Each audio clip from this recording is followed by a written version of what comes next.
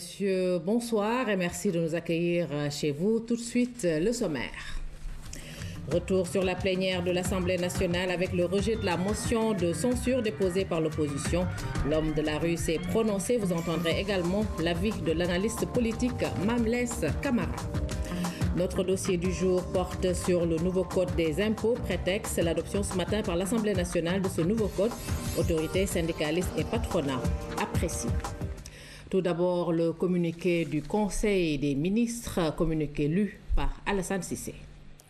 Le dernier Conseil des ministres de l'année s'est tenu le jeudi 27 décembre 2012 au Palais de la République sous la présence du chef de l'État, son Excellence M. Macky Sall. À l'entame de sa communication, le président de la République a tenu à féliciter le Premier ministre et l'ensemble du gouvernement pour la confiance renouvelée de l'Assemblée nationale à la suite du rejet de la motion de censure présentée par l'opposition parlementaire. Le chef de l'État s'est également réjoui de la maturité politique de notre système démocratique que la majorité a joué dans les débats à travers le vote qui a sanctionné la dite motion. Le président de la République a engagé le gouvernement à rester debout en toutes circonstances et à maintenir le cap sur le chemin du redressement économique et moral du pays. Dans cet esprit, le chef de l'État a invité chaque ministre à élaborer dans son département une stratégie, un plan de communication rigoureux et efficace destiné à l'information correcte de l'opinion nationale sur les réalisations du gouvernement. Au titre de sa communication au Conseil, le président de la République a aussi évoqué la problématique des eaux pluviales qui se pose de plus en plus avec acuité, surtout à la suite du dernier hivernage marqué par une abondante pluviométrie. Le chef de l'État a relevé à ce sujet le manque de cohérence et de lisibilité du cadre institutionnel dédié à la gestion de ces eaux ainsi que l'insuffisance des ressources affectées à cet effet au regard des enjeux et défis de cette question, surtout en milieu urbain. Il y a donc lieu à indiquer le président de la République de doter le Sénégal d'un véritable dispositif opérationnel de gestion convenable des eaux pluviales. Le chef de l'État a ainsi invité le Premier ministre à élaborer une stratégie visant une meilleure rationalisation des interventions dans ce secteur, dont les principaux acteurs sont l'Office national d'assainissement du Sénégal, ONAS, le programme de construction de logements sociaux et de lutte contre les bidonvilles, les collectivités locales concernées et l'Agence de développement municipal. Dans le même cadre, le président de la République a demandé au Premier ministre de mettre en place, sous la forme d'un observatoire, un mécanisme d'évaluation et de suivi du risque inondation et de proposer une formule de financement pérenne et non aléatoire des coûts d'exploitation des ouvrages de gestion des eaux pluviales. Clôturant ce sujet, le chef de l'État a instruit le Premier ministre d'initier la création d'un fonds destiné à l'assainissement et dont le financement pourrait être assuré à partir de 3 sources que sont le fonds d'entretien routier, le fonds de dotation à la décentralisation et les ressources propres des collectivités locales concernées. Abordant le troisième volet de sa communication, le président de la République a soulevé la question de la redynamisation de la politique portuaire du pays en invitant le Premier ministre à lui soumettre un plan d'action approprié pour rendre effectif le chantier de la modernisation des infrastructures portuaires ainsi que celui du développement accru du trafic autour de Dakar. S'agissant des entreprises en difficulté, dernier point de son intervention, le chef de l'État a déploré le fait que de nombreuses sociétés soient à l'arrêt ou fonctionnent au ralenti. Une situation qui occasionne aussi bien des pertes d'emplois qu'elle engendre une contre-performance pour la production nationale et une baisse en volume des exportations. À ce titre, le président de la République a demandé au Premier ministre de procéder d'ici le 28 février 2013, en relation avec les acteurs du secteur privé, à un recensement exhaustif des entreprises en difficulté, notamment dans les secteurs de l'industrie, de l'agroalimentaire, de la pêche, des technologies de l'information, de la communication et du tourisme. Il a également chargé d'étudier la mise en œuvre rapide d'un plan de relance en faveur des entreprises à l'arrêt ou fonctionnant au ralenti. À la suite du chef de l'État, le Premier ministre a rendu compte au Conseil des activités gouvernementales de la semaine, en insistant en particulier sur l'examen de la motion de censure déposée contre son gouvernement par l'opposition parlementaire. Le chef du gouvernement a indiqué qu'au-delà du démantèlement des fausses accusations portées contre sa personne par l'opposition parlementaire, sa présence devant la représentation nationale a surtout été l'occasion pour lui d'insister sur les ruptures fondamentales en matière de gouvernance initiées par le chef de l'État depuis le 25 mars 2012. Il s'agit ni plus ni moins à préciser le Premier ministre que d'un vaste chantier d'assainissement de la vie publique qui devrait permettre une réconciliation des gouvernants avec les valeurs d'éthique, de responsabilité, de transparence et de culte de l'effort. Le Premier ministre a tenu à remercier tous les membres du gouvernement qui ont donné en rang serré la preuve de leur engagement à ses côtés pour donner corps aux orientations politiques définies par le chef de l'État. Il a également salué l'action vibrante de la majorité parlementaire qui a manifesté de manière résolue tout son soutien à l'action de l'État et défendu avec foi la politique de redressement mise en œuvre sous l'autorité du chef de l'État par le gouvernement. Le ministre des Affaires étrangères et des Sénégalais de l'extérieur a fait le point sur les différentes crises politico-militaires qui secouent le continent. Le ministre des Infrastructures et des Transports a tenu le Conseil de l'État des équipements et des transports ferroviaires au Sénégal et a informé sur les mesures envisagées pour la relance du secteur ferroviaire. Le ministre de la Santé et de l'Action sociale a présenté au Conseil un document de politique générale qui va régir son département au cours des prochaines années. Le document établit un diagnostic complet du secteur avec un état des lieux, notamment sur les types de pathologies les plus courantes, les indicateurs de santé, les médicaments, les infrastructures, les équipements et sur les ressources humaines. Le document propose ensuite une analyse des enjeux et défis qui se posent au secteur.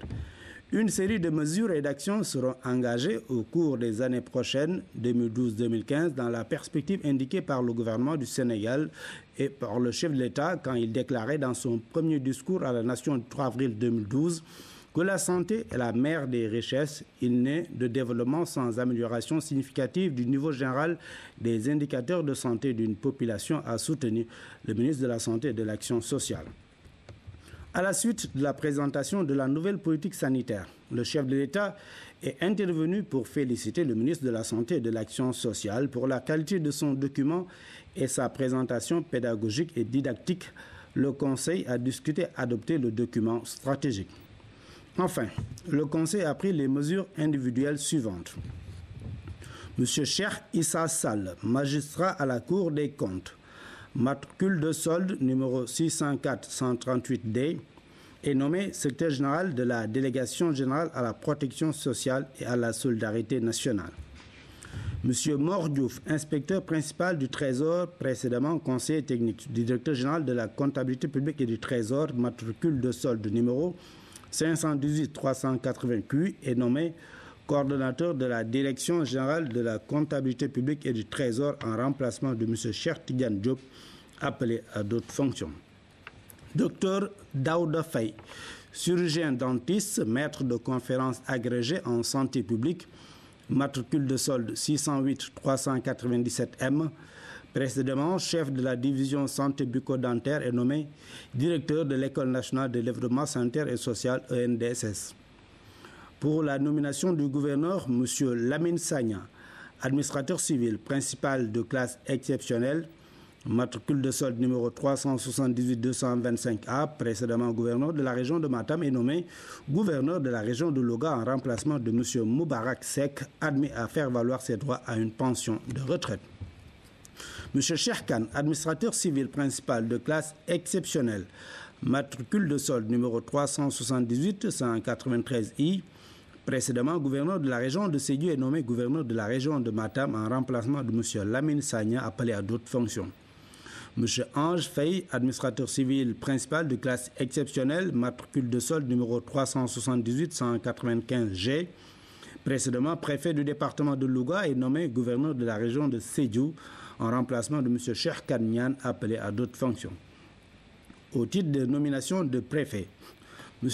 Mortal Tine, administrateur civil, matricule de solde numéro 616-322E, précédemment adjoint au gouverneur de la région de Saint-Louis, chargé des affaires administratives, et nommé préfet du département de Médina Yoro Foulah, en remplacement de M. Ibrahim Fall, appelé à d'autres fonctions. M. Ibrahim Fall, administrateur civil, matricule de solde numéro 606-925Z, précédemment préfet du département de Médina Yoro Foulah, est nommé préfet du département de Kanel en remplacement de M. Abdou Khadr Ndiaye, appelé à d'autres fonctions. M. Abdou Khadr Ndiaye, administrateur civil, matricule de solde numéro 514-529D, précédemment préfet du département de Kanel est nommé préfet du département de Bunkiling en remplacement de M. Christian Diatta, appelé à d'autres fonctions. M. Christian J.T. Diatta, administrateur civil, matricule de solde numéro 518-678E, précédemment préfet du département de Bunkiling est nommé préfet du département de Salémata en remplacement de M. Saïd Dia, appelé à d'autres fonctions. M. Saïd Dia, administrateur civil, matricule de solde numéro 515-927E, précédemment préfet du département de Salémata est nommé préfet du département de Ziguinchor en remplacement de M. Gorgui, appelé à d'autres fonctions. M. Gorgui, administrateur civil, matricule de solde numéro 510-411Z, précédemment préfet du département de Ziguinchor est nommé préfet du département de Kébémer en remplacement de M. Souleymane Sissé, appelé à d'autres fonctions. M.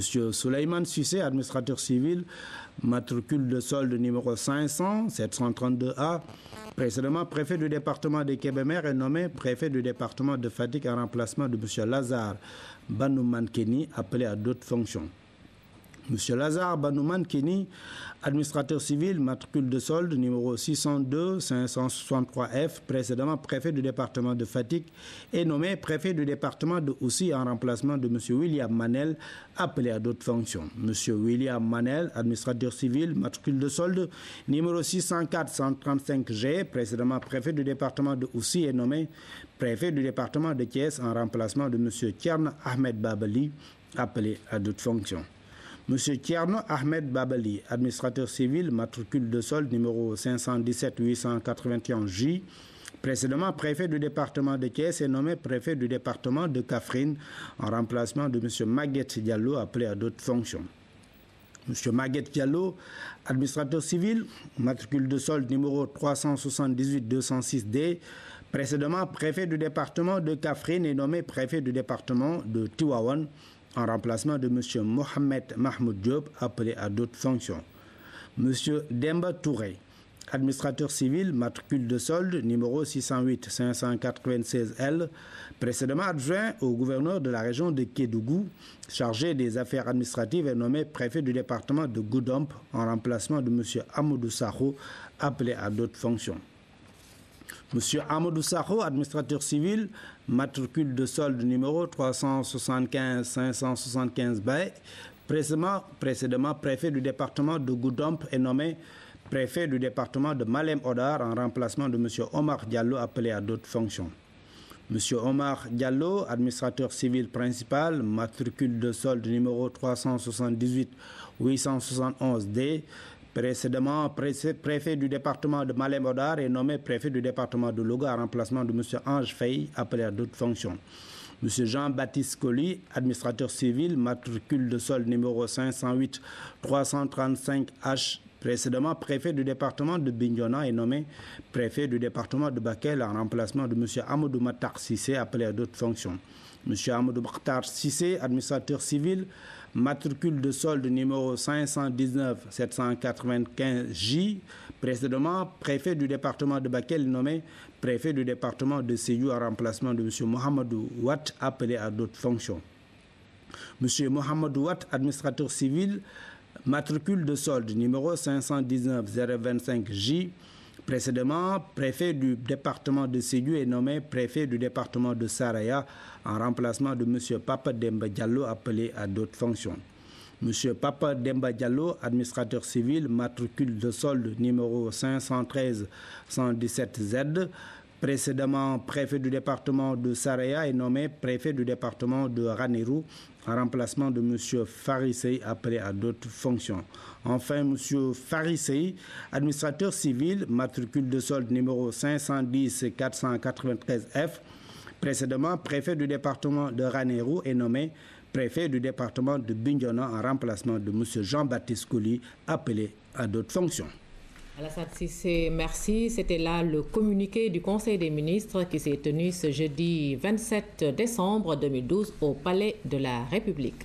La suite de l'actualité, le président de la République a reçu cet après-midi le ministre mauritanien de l'hydraulique et de l'assainissement, Mohamed Lamine Cheikh Mohamed Fadel, et porteur d'un message de son Excellence Mohamed Ould Abdelaziz dans le cadre du renforcement des liens d'amitié et de coopération entre les deux peuples. Nous l'écoutons donc au micro de Pape Biram Biguendiaï. J'ai l'insigne honneur d'être reçu par son Excellence M. Macky Sall, président de la République du Sénégal, à qui j'ai lui transmis un message de son frère, son Excellence M. Mohamed Ould Abdelaziz, président de la République islamique de Mauritanie, relatif aux relations d'amitié, de fraternité qui unissent nos deux pays. Et vous savez, ces relations sont ces relations séculaires de sang, de coopération et d'amitié. Le président, j'ai trouvé auprès du président la ferme volonté de développer et de raffermir ces liens. Aussi, le président m'a chargé de transmettre ses meilleurs vœux, ses salutations les plus chaleureuses à son frère Mohamed Ould Abdelaziz. Je vous remercie. Cap sur la place Soweto, c'est pour parler de l'Assemblée nationale et de ses députés qui n'ont pas voté la motion de censure déposée par l'opposition à l'issue d'une plénière houleuse et passionnée. Le texte a été rejeté par la majorité des députés. La synthèse de Ousmane Ngarifaye. C'est un standing ovation de la majorité au moment où il boucle sa réponse. S'ensuit le vote. 76 voix recherchées pour faire adopter la motion. À l'issue du dépouillement, le président ne perd pas de temps pour annoncer les résultats. Voici les résultats du scrutin. La majorité requise est de 76 votes favorables. Ont voté pour la motion 14. La loi ne prévoit que l'annonce des voix qui ont soutenu la motion de censure. En conséquence de quoi, l'Assemblée nationale n'a pas adopté la motion de censure. Seules 14 voix favorables. Abdoulmaï reste au poste. Ainsi prend fin un marathon parlementaire pour le moins éprouvant. Retour sur une après-midi qui a replongé l'hémicycle dans l'ère de débat houleux. Jeudi 3 janvier 2013, M. Abdoulmaï est appelé à la barre comme témoin ou complice par l'État tchadien ou les partis civils. Ceux qui s'attendaient au procès de Hissène Habré, assistent au procès du Sénégal et de son Premier ministre. Quelle honte pour le Sénégal. Chers collègues, vous pouvez éviter au Sénégal cette humiliation en votant cette motion de censure. Au cœur de cette motion, l'affaire Hissène Habré, mais pour la majorité, l'acte de l'opposition relève de la pure diversion. Ici, il tente d'effacer dans la conscience des Sénégalais le bilan désastreux d'Abdoulaye Wade.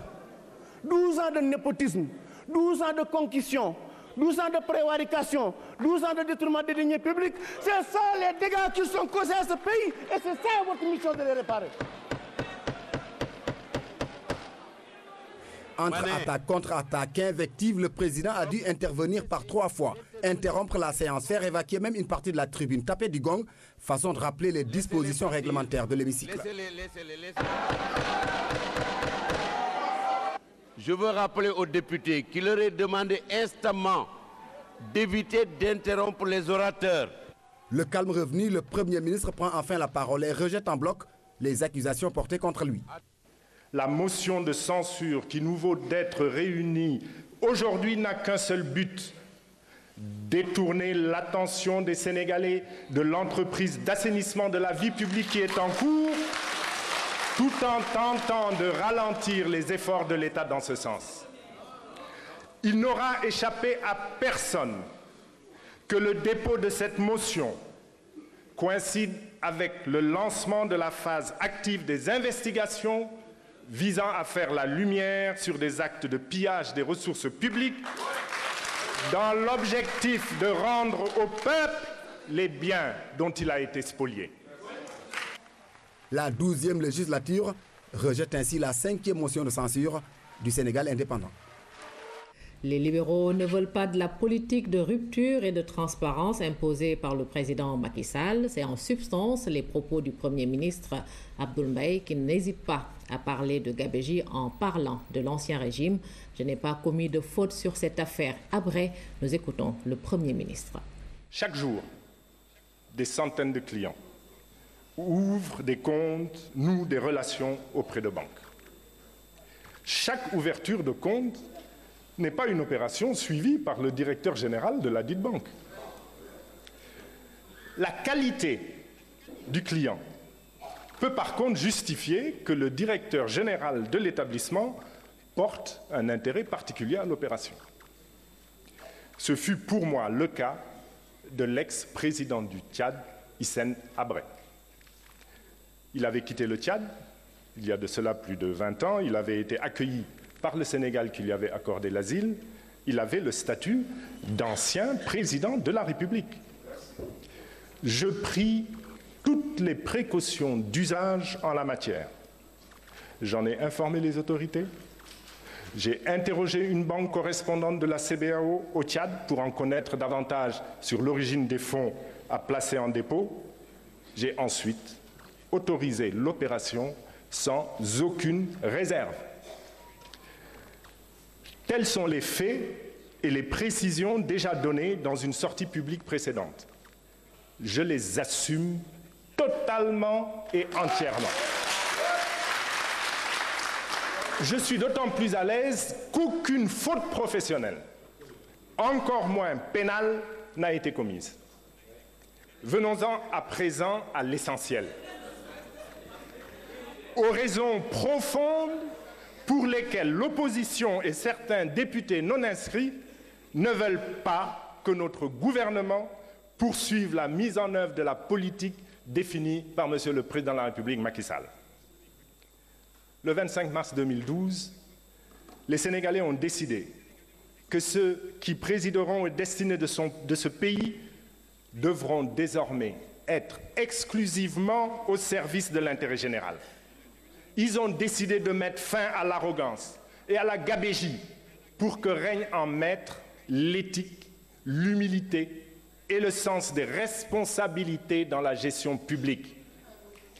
Les auteurs de cette motion de censure, qui cherchent à nous faire tomber, ne veulent certainement pas de cela. Ils ne veulent pas des ruptures réelles et profondes qui sont à l'œuvre. Ils ne veulent pas de la première rupture qui tient dans l'attitude, car la bonne gouvernance est d'abord affaire de comportement personnel. Ils ne veulent pas voir l'État montrer le bon exemple, parce que celui qu'ils ont laissé serait jugé mauvais, d'abord en termes de sobriété, car nous avons hérité d'une situation financière et budgétaire tout simplement catastrophique. C'est sous ce prisme qu'il faut lire les importants efforts de réduction du train de vie de l'État, qui partent en premier lieu de ceux qui peuvent ressembler à des détails, mais qui ont leur importance. Je parle de la gabégie dans les dépenses de téléphone. Je parle de la boulimie des voyages, des diètes privées que l'on payait chaque année plusieurs milliards de francs CFA, les voyages en première classe. Je parle des structures administratives qu'on multiplie au mépris de toute rationalité gestionnaire. Tout cela appartient désormais au passé. Et au-delà du symbole d'un État efficient que nous voulons rétablir, ça nous a quand même permis d'économiser au passage, sur les quelques mois qui restaient, 35 milliards de francs CFA.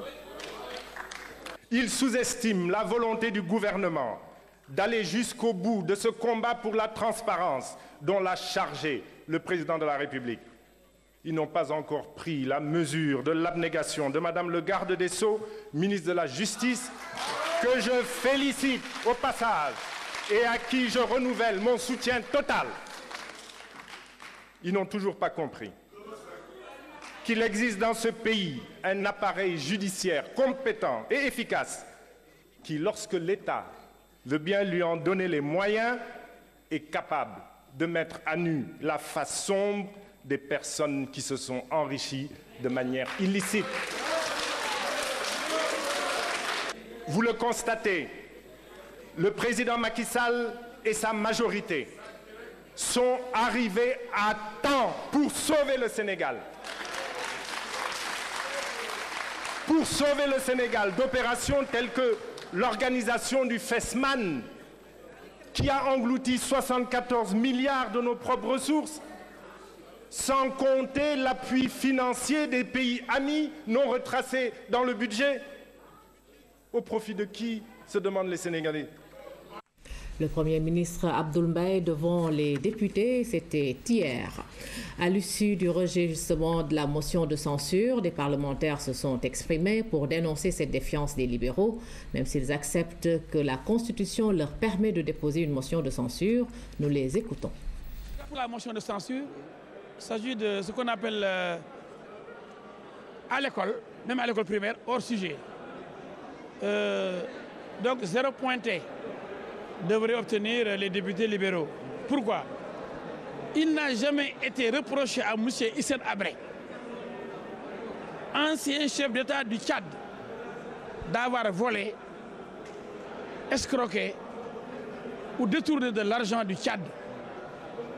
Jamais, jusqu'au moment où je vous parle, aucune plainte n'a été formulée, déposée contre M. Habré pour réclamer les sous qu'il a déposés à la banque de M. Abdoul Mbaye.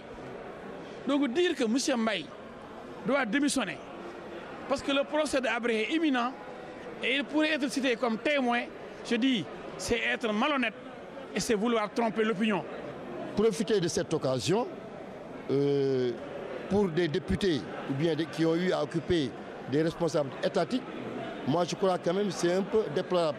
Pour la bonne simple raison que ceux qui sont à l'origine de cette procédure mettant en cause notre Premier ministre, ce prétexte quand même d'appliquer une disposition que la Constitution permet quand même, sont bien quand même censés connaître les principes généraux du droit.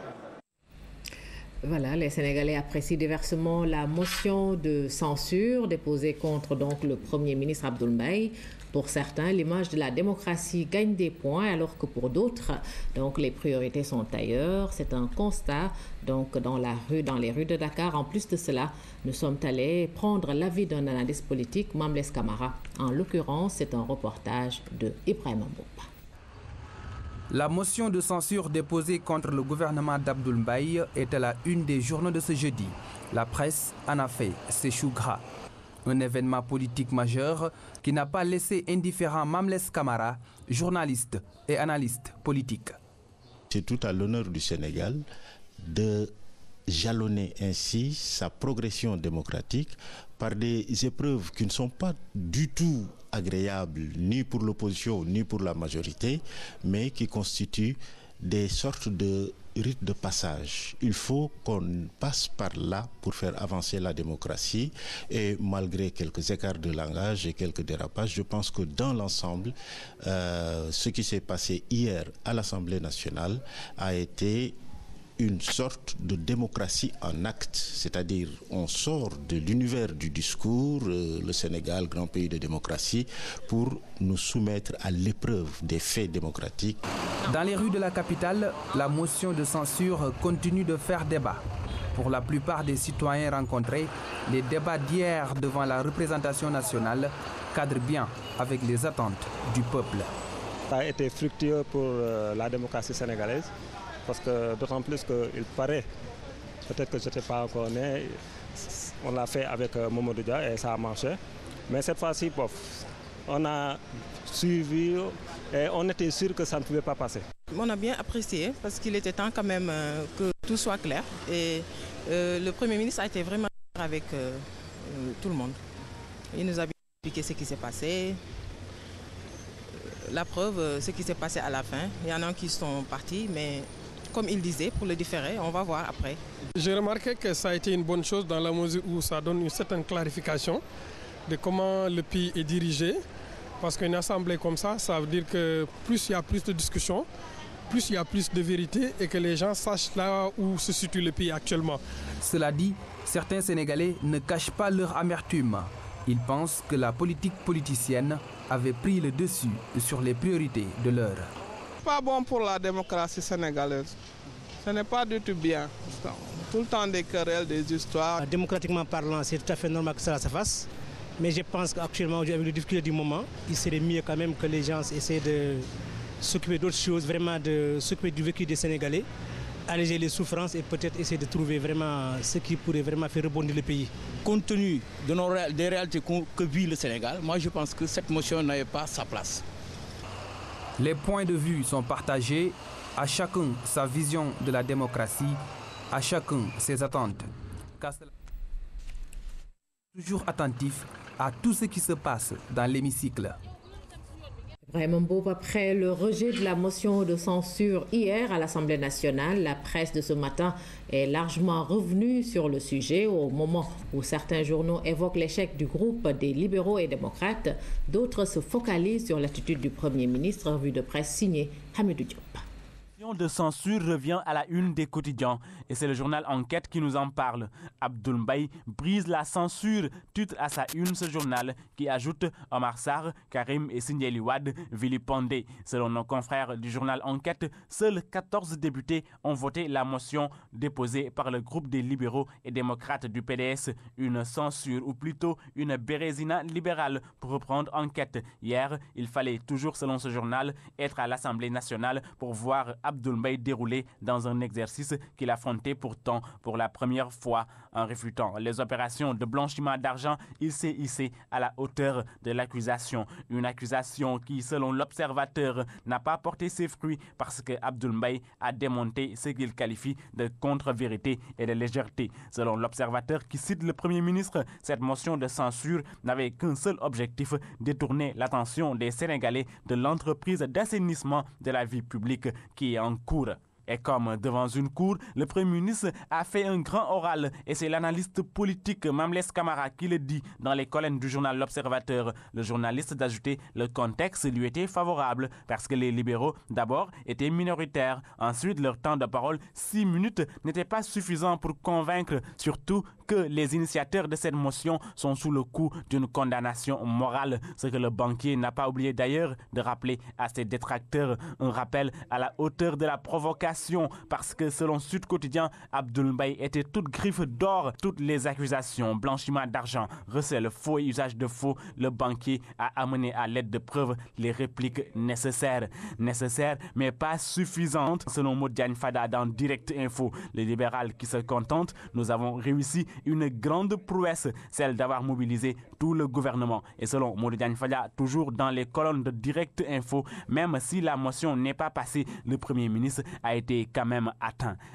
Comment ça atteint? S'interroge Libération qui insiste pour savoir si les libéraux parlent bien de blanchiment. Nos confrères de Libération de dire l'histoire bégaye terriblement parce que parmi ces accusateurs, il y a un ancien ministre que la CENTIF a mis en cause pour blanchiment de fonds publics détournés. Et plus grave encore, plusieurs hauts responsables du PDS ont été épinglés par la CENTIF au fil des années. L'année tire à sa fin et cette motion de la diversion, comme le dit Abdoul Mbaye dans Le Pays au quotidien, est un cadeau de Noël, un cadeau qu'il a emporté chez lui après 5 heures de débat d'une rare intensité.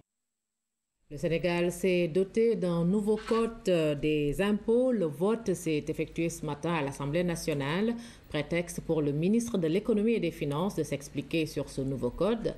Les députés, de leur côté donc, ont demandé l'augmentation des taxes sur le tabac, la baisse du prix des loyers, entre autres. Ibrahim Mandaon. Il passe comme lettre à la poste. Le projet de loi du nouveau Code général des impôts a été voté à l'unanimité. L'amélioration de la qualité du dispositif fiscal, l'accroissement du rendement budgétaire de l'impôt, entre autres, des mesures qui expliquent la refonte du Code général des impôts. À ces différentes dispositions, les élus du peuple applaudissent des deux mains.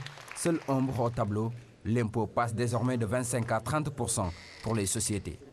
C'est une option, bien entendu, que je ne partage pas. Et ma conviction idéologique aussi me recommande de travailler à aider plutôt les entreprises. Parce que ne l'oublions pas, vous vous êtes engagé dans une entreprise de trouver du travail aux jeunes Sénégalais. Vous avez promis 500 000 emplois aux jeunes Sénégalais. C'est clair que la fonction publique ne peut pas absorber tous les chômeurs. C'est vrai que l'auto-emploi va se développer. Mais tout le monde sait aussi que si les entreprises ne sont pas soutenues, bien certaines d'entre elles vont fermer. Nous avons procédé à des études qui ont montré que la baisse de l'impôt sur les sociétés qui était intervenue en 2005, que cette baisse n'a pas eu un effet direct important sur l'investissement qu'on recherche. Son utilisation excessive est synonyme de mort. C'est le tabac. Cette denrée est taxée à 45% par notre pays, un pourcentage non proportionnel selon les députés par rapport à ses conséquences négatives. Le tabac n'était pas bien taxé. Il y a une taxe spécifique, mais la taxe spécifique ne concerne que le produit fini. Or, le produit qui est importé, qui arrive au Sénégal, n'est pas taxé. Ça veut dire qu'elle est exonérée totalement de toute taxe. Certes considéré comme un outil de perception des recettes, ce nouveau Code général des impôts accorde une place importante au volet social. La mesure phare de ce Code général des impôts qui est la baisse de l'impôt sur le revenu. Je voudrais dire que ça va de 15%, cette baisse pour les plus nantis, pour les plus riches, jusqu'à une baisse de 100% pour les plus pauvres.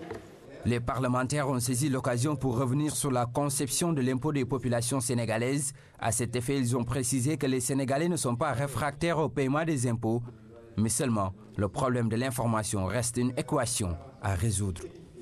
Le nouveau Code général des impôts qui vient d'être adopté à l'Assemblée nationale va entrer en vigueur le 1er janvier 2013. Il consacre beaucoup d'innovations, baisse de la TVA, suppression de la vignette, hausse de l'impôt sur les sociétés, baisse des coûts de transactions immobilières, des mesures qui sont appréciées différemment par les entreprises, organisations et syndicats concernés.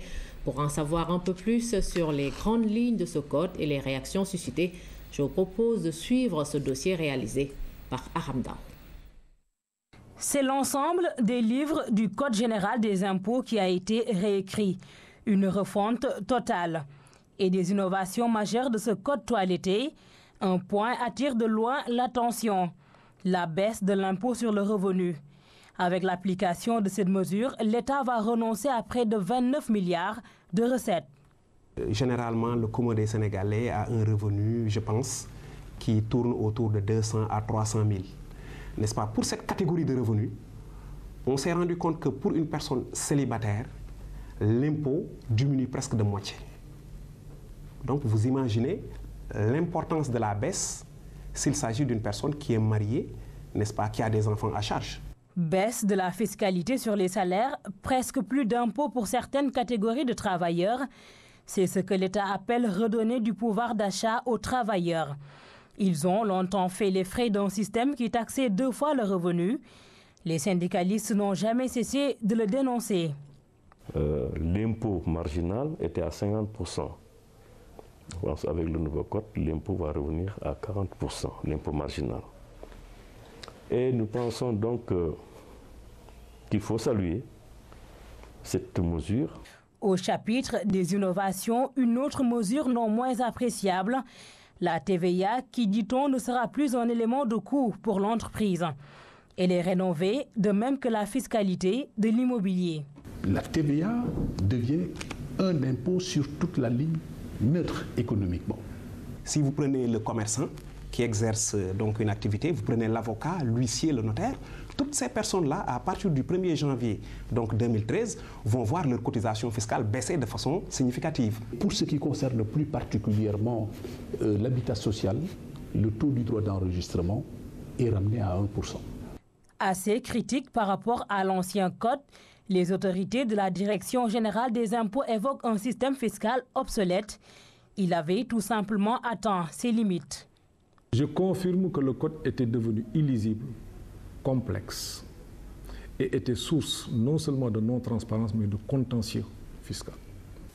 Nous avons donc commencé par une démarche participative. C'est de voir tout le monde, les acteurs du secteur privé, les syndicats. Pendant 2 ans, ils ont travaillé sur le fond et la forme.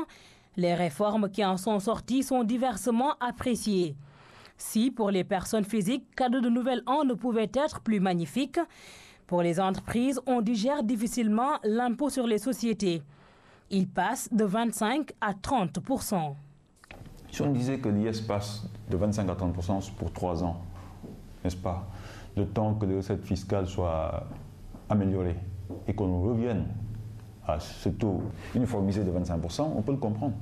Mais aujourd'hui, passer de 25 à 30% comme ça d'autorité, on en prend acte, nous, entreprises du secteur privé. Mais nous ne pensons pas que ce soit la bonne solution, en tout cas, à terme. Autrement expliqué, cette mesure prend un sens différent. En réalité, si vous investissez, l'État vous accompagne et vous consent des diminutions, n'est-ce pas, par rapport à l'investissement, des diminutions qui peuvent aller jusqu'à un amoindrissement de 50% de la base imposable de l'impôt. Ce que les entreprises payaient hier et avant-hier ne devrait pas bouger de manière fondamentale. Il y a même des secteurs, nous pensons qu'au niveau du secteur des assurances, le taux effectif d'imposition pourrait même baisser. La presse s'est aussi invitée au débat. Les éditeurs et autres patrons de presse réclament des dispositifs spécifiques. Nous avons actuellement une activité qui n'est pas rentable. Et la Direction générale des impôts et domaines et ses différents services le savent bien dans la mesure où ils connaissent les états financiers, la situation financière et comptable des entreprises de presse. Donc on n'invente rien. Ils connaissent la réalité, ils savent que ce secteur-là n'est pas capable de pouvoir payer les impôts comme le feraient les autres secteurs d'activité. Les pourparlers se poursuivent entre la presse et les autorités. Sur un autre volet, les commerçants, eux, ont trouvé un consentement fiscal. Nous sommes entendus de les imposer sur leur chiffre d'affaires. C'est pour ça donc que nous avons proposé au gouvernement de 0 francs à 10 millions. Ils devaient payer par exemple 1% sur 10 millions par an. Et quand vous prenez 1% sur 10 millions par an, ce commerçant doit payer 100 000 francs par an. Il est clair qu'en renonçant à autant d'argent, l'État va trouver des recettes palliatives. La taxe sur les produits éclaircissants et les grosses cylindrées connaîtra une hausse. La vignette, qui n'est payée que par 30% des assujettis, sera supprimée et intégrée dans le prix du carburant. Aujourd'hui, on est inscrit dans une logique de transparence. Le Code général des impôts va être le siège unique de toute la fiscalité intérieure. De 1992 à maintenant, le Code des impôts a été assez souvent rénové, mais jamais intégralement réformé. Ses rédacteurs sont fiers de l'avoir rendu lexicalement plus simple et compréhensible. Le Code entre en vigueur le 1er janvier 2013, ce qui veut dire que la baisse de l'impôt sur les salaires se sentira à la fin du même mois. Voilà, dossier de Aramdao sur le nouveau Code général des impôts. Le Fouladou a réservé un accueil chaleureux à Abdoulaye Baldé. Le responsable apériste a effectué sa première visite à Kolda depuis son entrée dans le gouvernement. Profitant de son séjour, les militants de l'APR ont tenu un meeting pour appeler à l'Union des fils du terroir pour le développement de la Casamance. Reportage Nene Ndiaye, Massayer Thiaw et Bachir Ba. Bantangel, Doumassou, Saré Moussa, Escale et Sikilo, entre autres, des quartiers de Kolda qui se sont mobilisés pour accueillir Abdoulaye Baldé. D'autres localités des autres départements de la région ont tenu à célébrer le retour de celui que l'on surnomme ici Bibi. Il revient à Kolda pour la première fois depuis qu'il est ministre. Lorsqu'il arrive, c'est l'euphorie.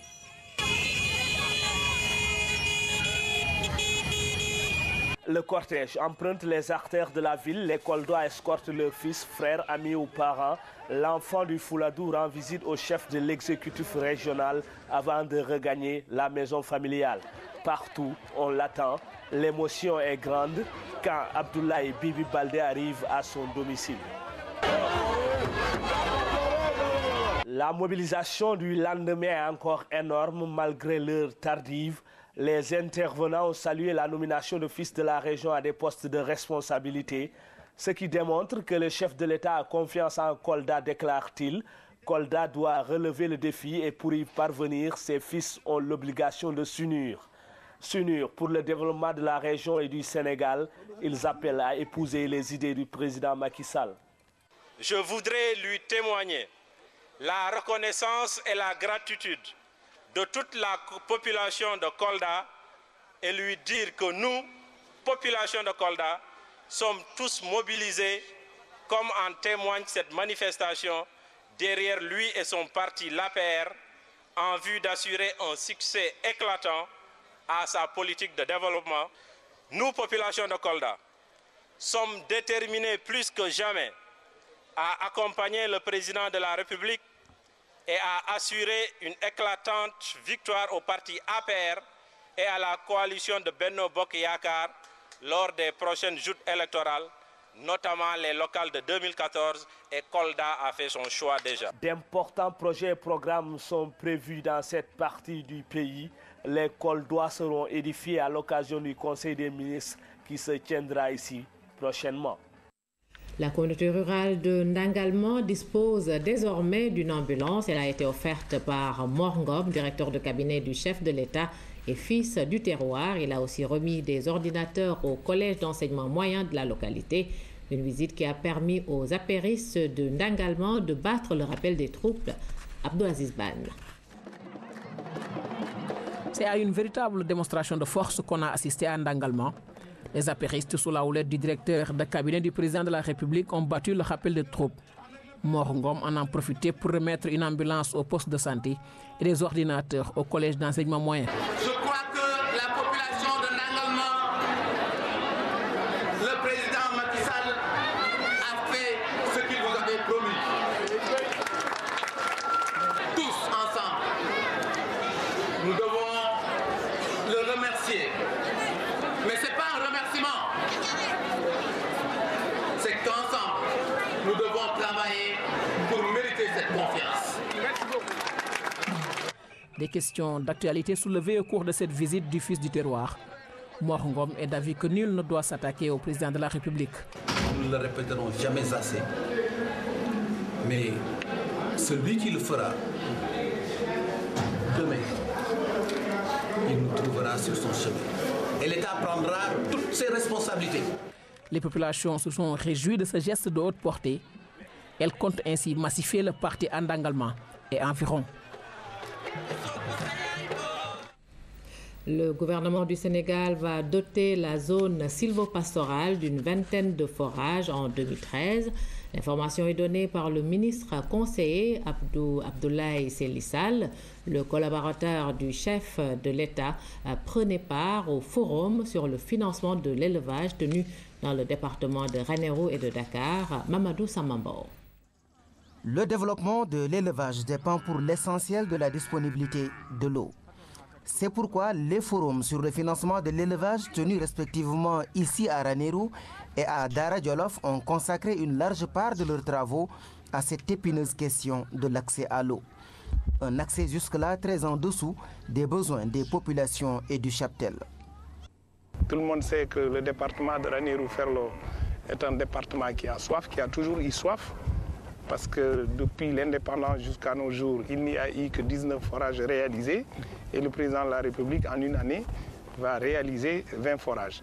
Et c'était un engagement qu'il avait pris le premier jour de campagne officielle dans son meeting de Ranérou-Ferlo. Abdoulaye Sall était porteur d'un message personnel du président de la République, Macky Sall. Les populations ont profité de l'occasion pour demander à leurs représentants à l'Assemblée nationale de les informer sur le niveau de prise en compte des préoccupations du Ferlo par le budget 2013. Et il revenait à l'honorable député Aliou Sow de faire l'exercice. Il est prévu des pistes de production pour désenclaver la zone, mais aussi un tribunal départemental pour plus de proximité avec les justiciables. Des projets pour améliorer la condition féminine sont aussi au programme. D'ailleurs, la ministre en charge de la question viendra à la rencontre des femmes du Ferlo. Rendre compte et en temps réel de la mission de mandataire du peuple, cela participe de la rupture, conclut le ministre conseiller Abdoulaye Sall et les députés venus participer à ces assises sur le financement de l'élevage. Santé, pilier du développement, c'est le thème de la caravane de soins gratuits qui visite la vallée du fleuve Sénégal. 5 localités sont prises en charge. L'initiative est de 2 opérateurs économiques de la zone, Khalidou Wagé et Amadou Conté. Ce soir, Notre reporter Tierno Ahmadoussi nous propose les passages de Bokidiawé et de Sadel, deux localités situées dans la région de Matam. Bokidiawé est son poste de santé. Ici, près de 12 000 personnes sont prises en charge par la structure sanitaire et les difficultés ne manquent pas. Il n'y a pas pratiquement de spécialité ici au niveau de la périphérie. Il n'y a pas de gynécologie, il n'y a pas de cardiologie, il n'y a pas de pédiatre.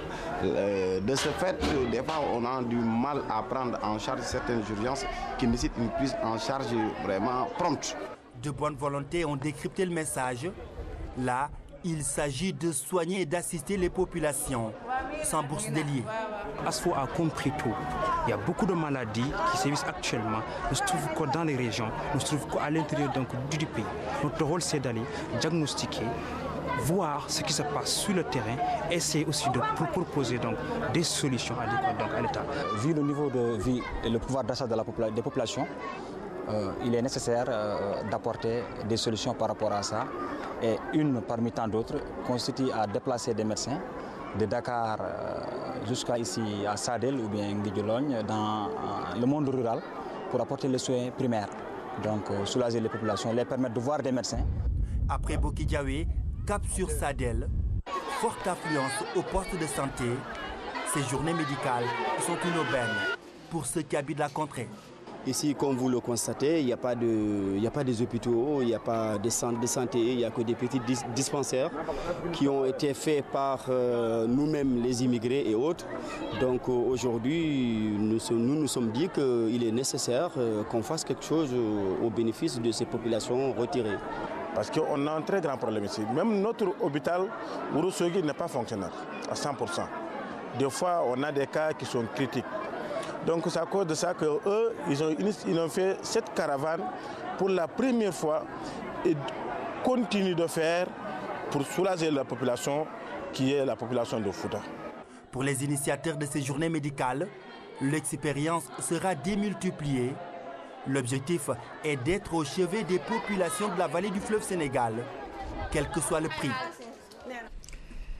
La communauté rurale de Keur-Socé, c'est dans la région de Kaolack, a organisé la 3e édition de la Ziara de Thierno Mountaga Daha.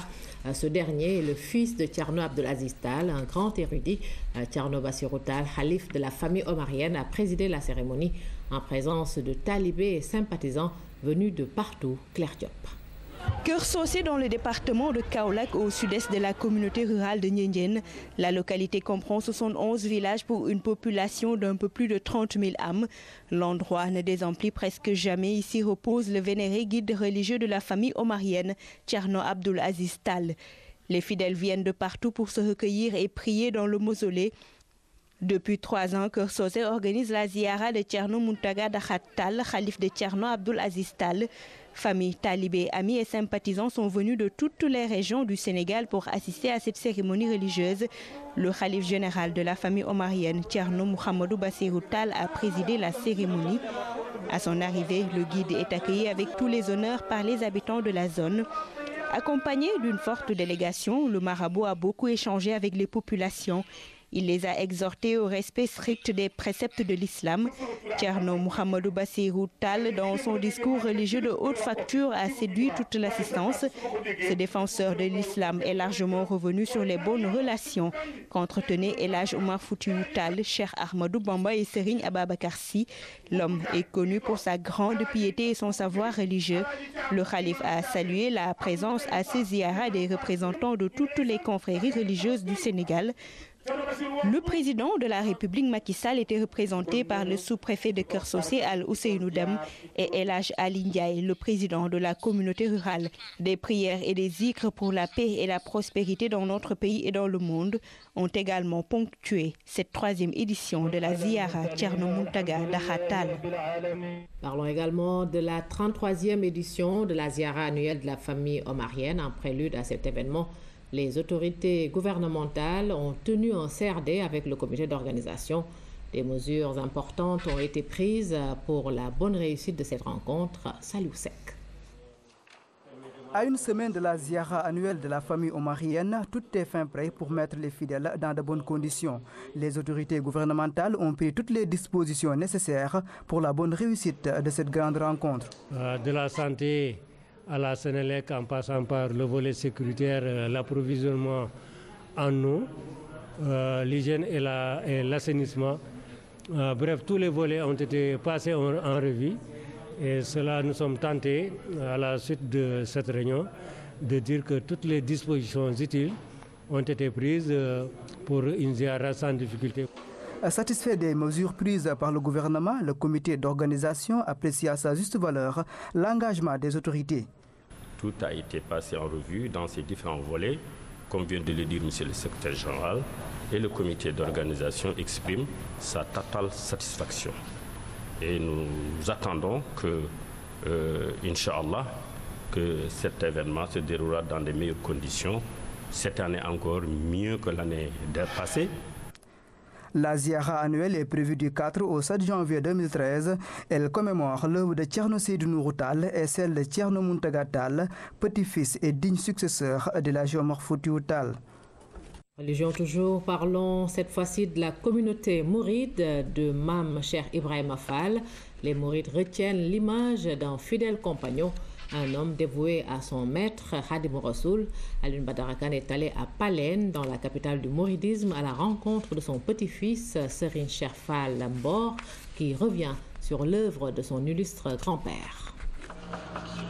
À Touba, Palène est incontestablement le fief de la descendance de Mam Cheikh Ibrahima Fall, le fidèle disciple et compagnon de Khadim Rassoul. À Palène, chaque jour, le rituel est le même pour les gardiens du temple. L'œuvre de Mam Cheikh Ibrahima Fall est sans cesse revisitée. Son petit-fils, Serigne Cheikh Fall Mbawor, il Serigne Alioune Fall, en fait un sacerdoce au grand bonheur des disciples.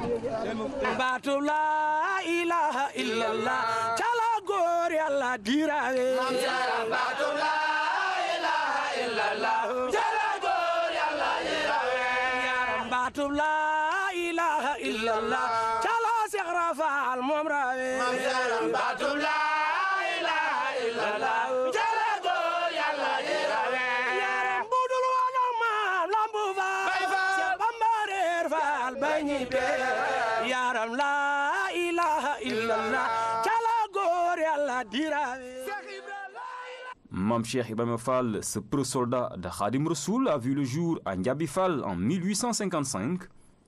Issu de la haute noblesse du Kayor, il a pu bénéficier des enseignements de son père Modou Rokhaya Fall, un grand érudit.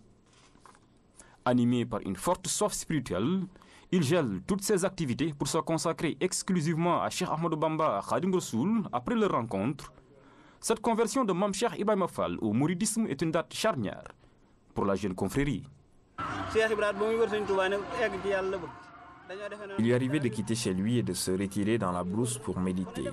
Mam Cheikh disait sans cesse à ses proches qu'il voulait rencontrer un élu de Dieu pour étancher sa soif spirituelle. Ces sorties devenaient de plus en plus fréquentes. Lorsqu'il a vu Khadim Rassoul, il a compris au premier regard que c'était celui qu'il cherchait. Mam Cheikh a automatiquement fait son acte d'allégeance.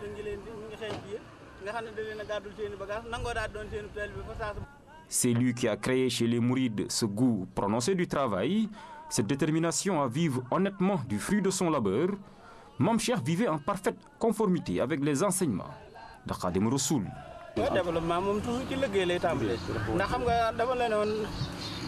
Auprès de Khadim Rassoul, Mam Cheikh Ibrahima Fall était au four et au moulin, et toujours au service de son vénérable maître. Infatigable, Mam Cheikh prenait tout en charge. Rien ne devait manquer chez son maître. Il y veillait scrupuleusement. Durant toute sa vie, il a œuvré pour le rayonnement du mouridisme. Mam Cheikh Ibrahima Fall était un modèle, un véritable soufi qui ne cessait de chanter les mérites de son créateur. Dans la cour de Mam Cheikh, le zikr était et reste une obligation.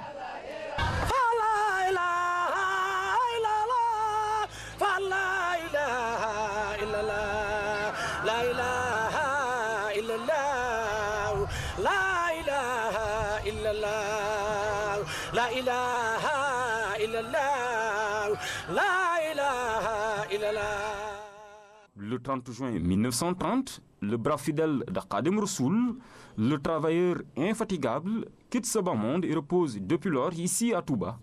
Son œuvre est immense, elle est toujours d'actualité.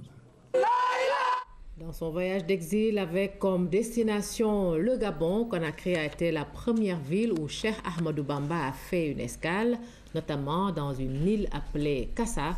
L'île de Kassa est un endroit sacré selon ses habitants qui se sont érigés en protecteurs de cet endroit qui porte les marques ou les traces du passage du Cheikh. Envoyés spéciaux à Conakry, Massiré Faye, Cheikh Bamba Gueye. Dans la pirogue qui doit nous amener dans l'île de Kassa. Kassa qui constitue une étape importante dans le départ d'exil de Cheikh Ahmadou Bamba. Vous le savez, en quittant Dakar, Cheikh Ahmadou Bamba, Khadim Rassoul a fait une escale ici dans cette île. Nous sommes en compagnie des fidèles, des talibés mourides qui résident ici à Conakry. Les femmes composées du Daïra Mam Diara Bousso nous accompagnent aussi dans ce voyage dans l'île de Kassa.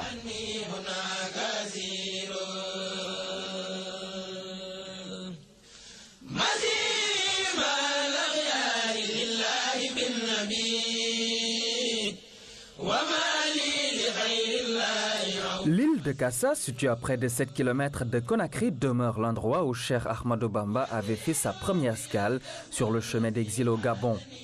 L'île attire par sa tranquillité et sa végétation luxuriante. Et selon les habitants de l'île, il existe deux versions à propos de cette escale.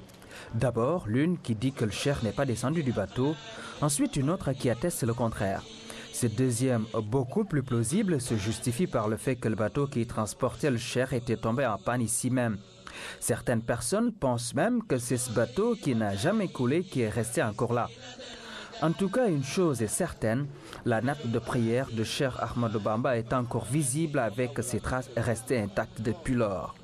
Là où le Cheikh a posé sa natte est toujours lisse avec une eau douce à côté sur les rochers. Et pour les habitants de Kassa, l'île est sacrée parce que toute souillure déposée sur cet endroit provoque une furie de moustiques dans le voisinage.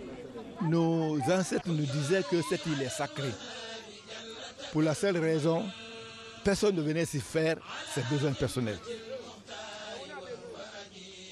Si quelqu'un vient s'y faire ses sales besoins, automatiquement le village sent par la prière des moustiques. La semaine là où l'année là, ou le mois plus tôt, le village est embêté par la moustiques. C'est quand les déchets partiront que le village se sent libre. Cette première étape, notamment ce passage à Conakry, dans cette île, revêt un sens et un symbole plein d'enseignements.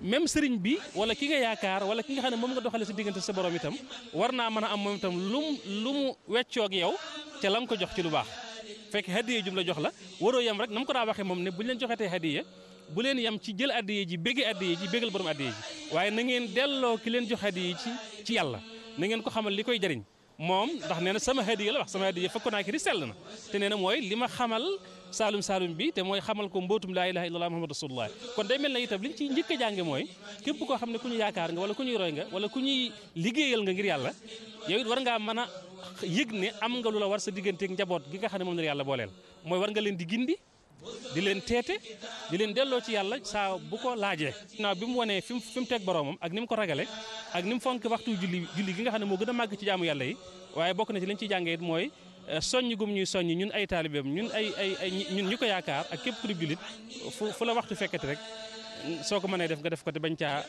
xool lu lay gaañ wala loo xam ne lu lay dégg nga jëriñ lay doon. Bientôt dans cette île de Kassa, une école et une maison seront construites. D'ailleurs, la première pierre a été posée. Et enfin, un appel a été lancé aux autorités de la communauté mouride pour aider les habitants à préserver la sacralité de cet endroit où Cheikh Ahmadou Bamba avait prié. Nous allons à présent dans les îles du Saloum. Les habitants du village de Ndiogan, dans Niodior donc, préparent activement un grand gamou. Un CRD est organisé dans ce sens à Foundiougne pour mieux accompagner l'événement.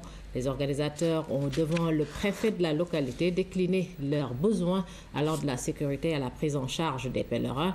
Sur ces points, l'autorité administrative rassure. Durant cette journée, le mausolée du guide religieux Mahmoud Cheikh Mafode Lamine Ndong sera inauguré. Le khalife général des Hadres, Cheikh Bounana Aïdara de Mauritanie, sera l'invité d'honneur. Le point de ce CRD à Foundiougne avec Claire Diop, Matar Kassé. Au départ de Fatick, il faudra faire un véritable parcours du combattant pour rallier Foundiougne. Ceux qui empruntent le trajet sont obligés de passer par la voie maritime. Une fois sur la terre ferme, les charrettes vous conduisent à destination. Ici à la préfecture s'est tenue la réunion préparatoire de l'inauguration du mausolée de Cheikh Mafodé Lamine Ndong.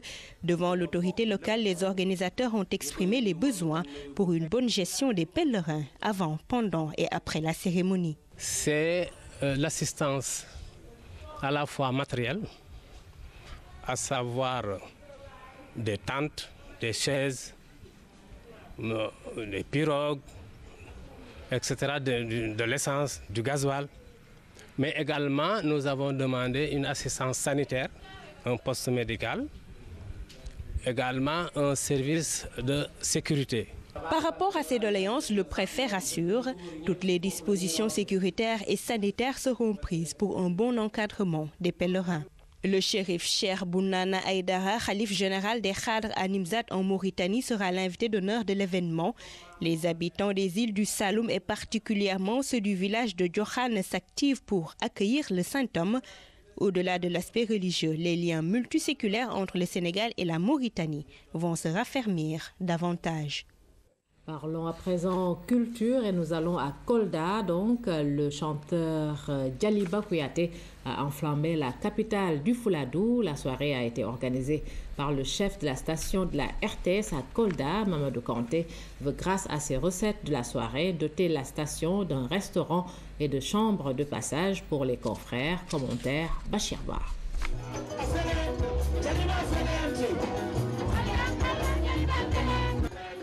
Voici Djaliba.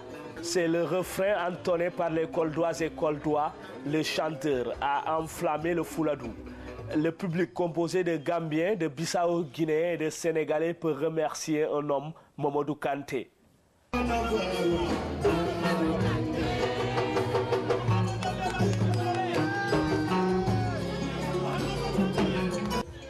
Il a réussi la prouesse de rapprocher l'idole de ses fans, une initiative prise pour changer le visage de la station de la RTS à Kolda.